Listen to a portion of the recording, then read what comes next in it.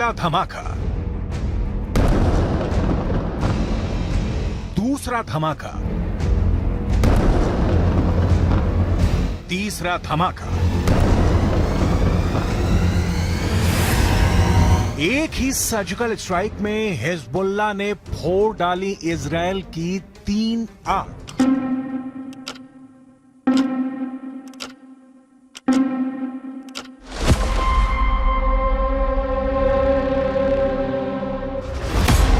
पहली आंख, दूसरी आंख, तीसरी आंख। हिजबुल्लाह ने मिसाइल अटैक करके इजरायल की 3 आंखों को फोड़ दिया। ये मेरान एयर सर्वेलेंस बेस है और यहां इजरायल के रेडार और कम्युनिकेशन सिस्टम थे, जिससे वो लेबनान में हिजबुल्लाह पर नजर गड़ाए रहता था।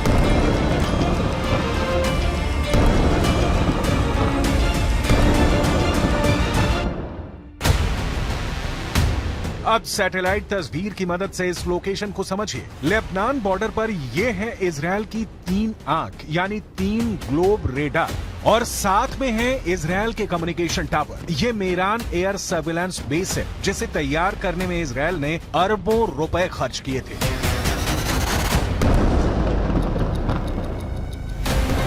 यही वजह है कि लेबनान के हिजबुल्लाह ने इसे अपना सॉफ्ट टारगेट बनाया। बेरूत में हमास के डिप्टी चीफ सालेह अल अरूरी की मौत के बाद यह हिजबुल्लाह का इजरायल पर सबसे बड़ा हमला है।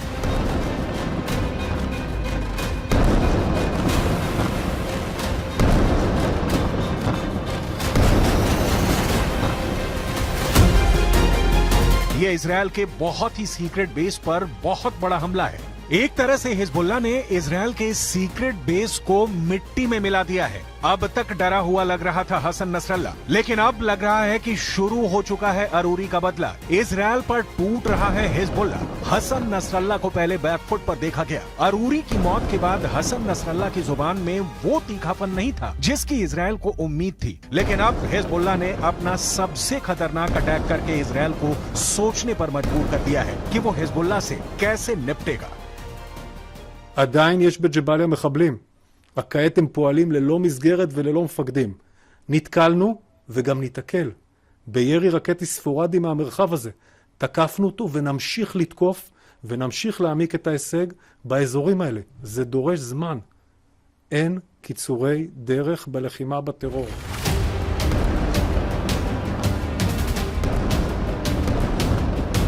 इस वक्त लेबनान और इजरायल के मौत वाले बॉर्डर पर हिजबुल्लाह का पूरा कंट्रोल है। हिजबुल्लाह अब ऐसी मिसाइल फायर कर रहा है जिसके आगे इजरायल के टैंक अपनी तोप रगड़ते हुए नजर आ रहे हैं। हिजबुल्लाह ने निकाली हैं 3 बहुत ही खतरनाक एंटी टैंक मिसाइल और मल्टी बैरल रॉकेट लॉन्चर। ये मिसाइल ईरान से सप्लाई की जाती रही हैं और ऐसी मिसाइलों का हिजबुल्लाह के पास बहुत बड़ा जखीरा है। हिजबुल्लाह 3 तरह की एंटी टैंक गाइडेड मिसाइल इस्तेमाल कर रहा है। ये है कॉर्न, इसकी रेंज 5 किलोमीटर तक है। ये रूस की मिसाइल है, लेकिन अब ईरान इसका देसी वर्जन देहलाविया तैयार कर चुका है और ऐसी बहुत सी मिसाइल अब हिजबुल्लाह के पास है। दूसरी है BGM-71 TOW टो anti tank guided missile. Range है 3.5 किलोमीटर। ये अमेरिका में बनी मिसाइल है, लेकिन अब इसकी नकल ईरान तैयार कर रहा है और उसने हिजबुल्लाह को सप्लाई की है। तीसरी है 85 कॉनकोर्स, रेंज 4 किलोमीटर। ये भी रूस ने बनाई है और अब ईरान में ये तोसान नाम से तैयार की जाती है। इन्हीं मिसाइलों से हिजबुल्लाह ने इजरायल के मेरान एयर सर्विलांस बेस पर हमला किया है। ये तीनों मिसाइल बहुत ही घातक है और जिस तरह से इन्होंने इजरायल के अड्डे उड़ाए हैं, उससे ये बात साबित हो जाती है। हिजबुल्लाह का दावा है कि उसका हर हमला इजरायल को मुंहतोड़ जवाब है। बताया जा रहा है कि हिजबुल्लाह ने इस अड्डे को उड़ाने के लिए 60 से ज्यादा मिसाइल फायर की हैं और सभी अपने टारगेट पर लगी।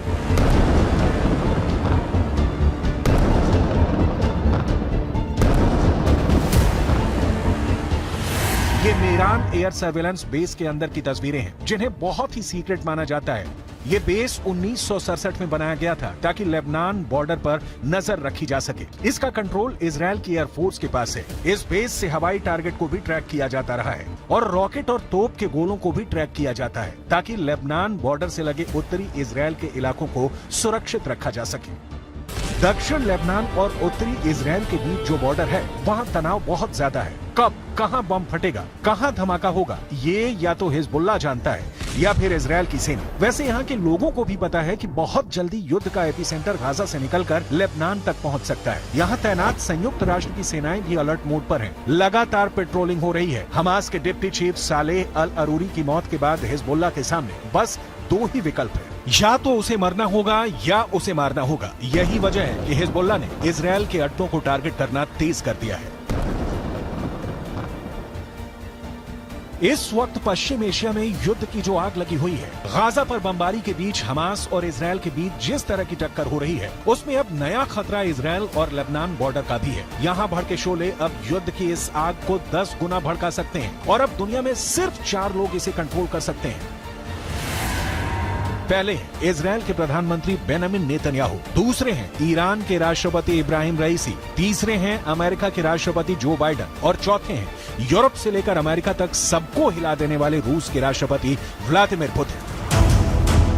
इस वक्त सबसे ज्यादा एक्टिव ईरान है, खासकर किरमान में आतंकी धमाकों के बाद ईरान ने हिजबुल्लाह और यमन के हूथी विद्रोहियों को चौकन्ना रहने के लिए कहा है। ईरान ने इन दोनों मिलिशिया तक पहले ही इतने हथियार पहुंचा दिए हैं कि अगर इजराइल ने गाजा पर बमबारी नहीं रोकी तो हिजबुल्लाह और हूथी दोनों इजराइल पर बम बनकर फट सकते हैं। ये बात नेतन्याहू भी जानते हैं। הנחתה את צה"ל לצאת למלחמה כדי לחסל את החמאס, להשיב את חטופינו ולהבטיח שעזה לא תהיה עוד איום על ישראל. אסור לעצור את המלחמה עד שנשיג את כל היעדים הללו.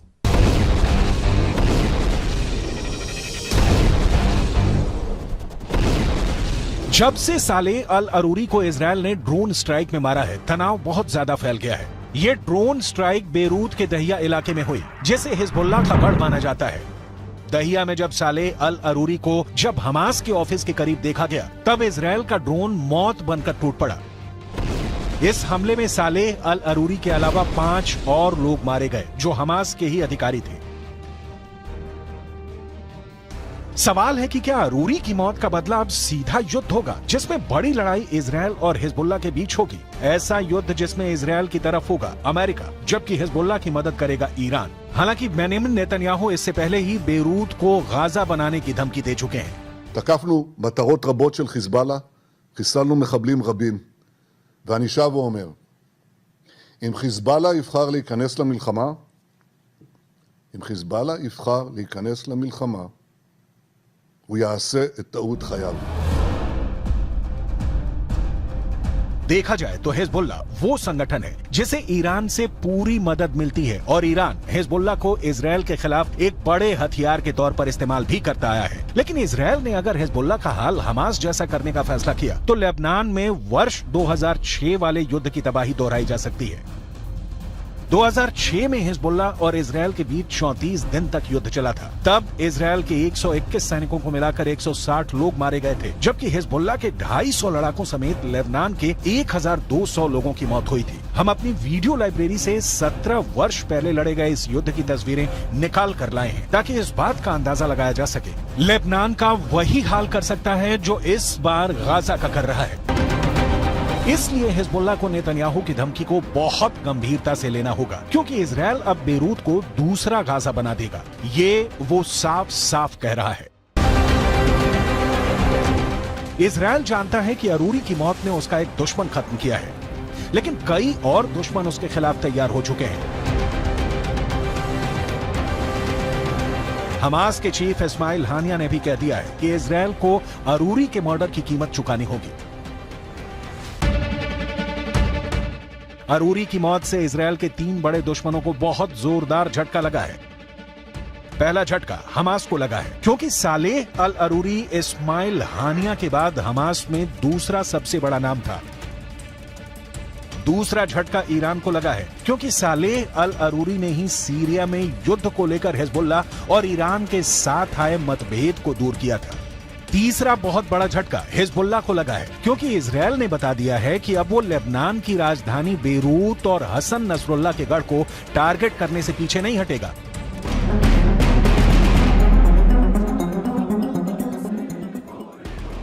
इस वक्त गाजा के बाद वेस्ट बैंक में भी युद्ध के हालात बनते नजर आ रहे हैं। सालेह अल अरूरी की मौत के बाद वेस्ट बैंक में प्रदर्शन शुरू हो गए हैं। सड़कों पर हजारों लोग इजरायल के खिलाफ उतर आए हैं।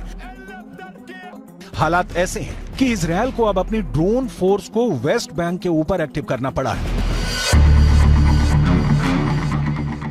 देखा जाए तो वेस्ट बैंक इजरायल के खिलाफ 5वां मोर्चा है। इससे पहले गाजा की लड़ाई है, हिजबुल्लाह से लड़ाई है, हूथी से युद्ध का खतरा बढ़ता जा रहा है। इराक में ईरान समर्थित हश्द अल शाबी ने अमेरिका के ठिकानों पर हमले बढ़ा दिए हैं। अरूरी की मौत के बाद ये मोर्चे और मजबूत होंगे, इसमें कोई शक नहीं। ये युद्ध फैला तो समझ लीजिए कि बहुत से देश इसकी चपेट में आ जाएंगे।